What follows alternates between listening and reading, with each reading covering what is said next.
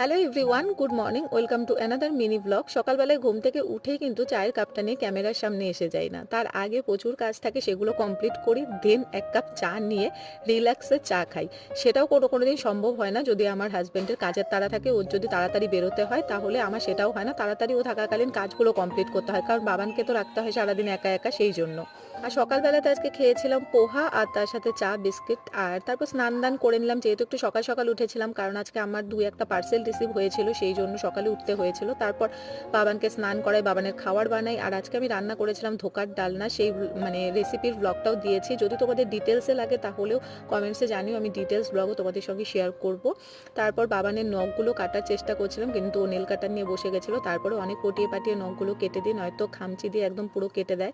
তারপর সন্ধ্যেবেলাতে এমন জোর বৃষ্টি নেমেছে, তারপর ভাবলাম এক কাপ গরম গরম চা খাই, ততক্ষণ ওর পাপাও চলে এসেছে, আর ওর পাপা এসে গেলে তো ওর রাজত্ব। দেখা হবে নেক্সট ব্লগে, টাটা।